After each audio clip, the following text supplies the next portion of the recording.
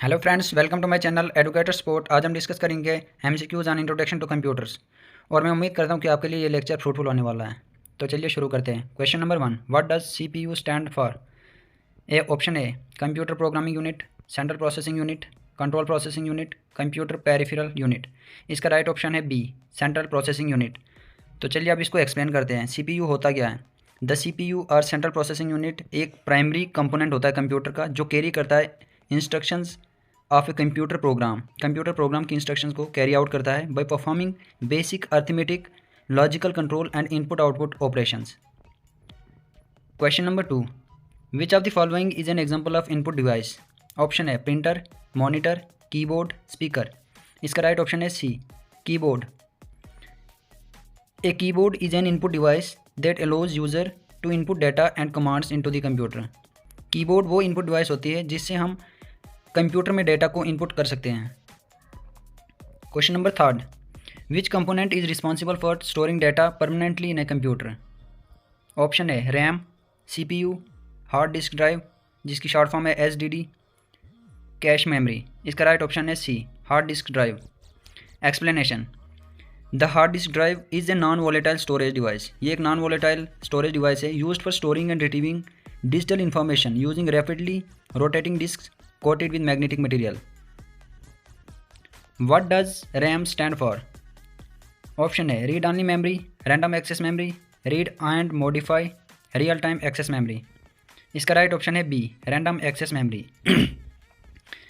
Explanation, RAM random access memory is a type of computer memory that allows data to be read or written in almost the same amount of time irrespective of the physical location of data inside the memory.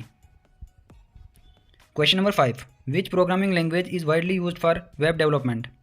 Option A, C++, Java, HTML, Pascal. इसका right option है C, HTML. Explanation, HTML की full form है hypertext markup language, is the standard markup language for creating web pages. इससे हम web pages को create कर सकते हैं और वेब एप्लीकेशन को भी क्रिएट कर सकते हैं। It is not a programming language, ये एक प्रोग्रामिंग लैंग्वेज नहीं है, but rather a markup language. ये एक मार्कअप लैंग्वेज है use to structure content on the web. Question number 6, what is the purpose of an operating system? Operating system का क्या purpose होता है? To format the hard drive, to manage hardware resources and provide a user interface, to run antivirus software, to create new folders. इसका right option है B, to manage hardware resources and provide a user interface. आइए explain करते हैं इसको। Explanation, an operating system is software. Operating system एक software होता है जो मैनेज करता है कंप्यूटर हार्डवेयर रिसोर्सेज को और प्रोवाइड करता है common services for computer programs. It also provides users with a graphical interface to interact with the computer. Question number 7, which of the following is an example of secondary storage? Secondary storage की इनमें से कौन सी example है? RAM, CPU, SSD, cache memory. इसका right option है C, SSD, solid state drive. Secondary storage devices are used to store data permanently even when the computer is turned off. Unlike primary storage RAM, secondary storage retains data even after power loss. RAM में क्या होता है कि अगर आप computer की power of करते हैं तो रैम में जो डेटा होता है वो लॉस हो जाता है, लेकिन SSD सेकेंडरी स्टोरेज डिवाइसेज में क्या होता है कि अगर आप इवन आप पावर भी ऑफ कर देते हैं तो आपका डाटा कहीं नहीं जाता है। Question number 8, which of the following is an example of system software? Option है Microsoft Word, Adobe Photoshop, Windows operating system, Google Chrome. इसका राइट ऑप्शन है C, Windows operating system. System software includes operating system drive users.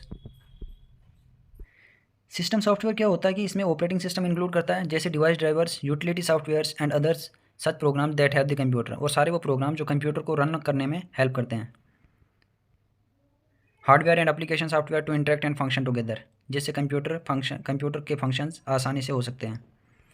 Question number 9, which component interprets and executes instructions in the computer? Option है hard drive, hard disk drive, CPU, RAM, graphics processing unit.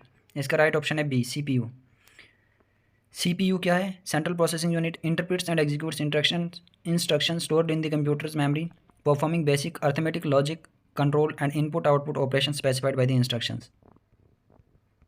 Question number 10, what is the purpose of A compiler? Compiler का क्या purpose होता है, क्या मकसद होता है? Option है to execute programs, to convert source code into machine code, to debug programs, to connect to the internet. इसका राइट ऑप्शन है B, to convert source code into machine code. आइए कंपाइलर के बारे में जानते हैं। एक कंपाइलर एक सॉफ्टवेयर होता है, सॉफ्टवेयर टूल होता है जो ट्रांसलेट करता है प्रोग्राम्स को जो हाई लेवल प्रोग्रामिंग लैंग्वेज में होता है उनको मशीन कोड या बाइनरी कोड में ट्रांसलेट करता है। That can be executed by computer CPU, जो कि कंप्यूटर के सेंट्रल प्रोसेसिंग यूनिट से एग्जीक्यूट होता है। ये थी हमारी इंट्रोडक्शन टू कंप्यूटर्स पे टॉप 10 एमसीक्यूज। अगर आप इसकी सेकंड वीडियो चाहते हैं तो प्लीज़ कमेंट सेक्शन में ज़रूर बताना, ताकि मैं ऐसा ही आपके लिए यूज़फुल कंटेंट ला सकूँ। Thank you.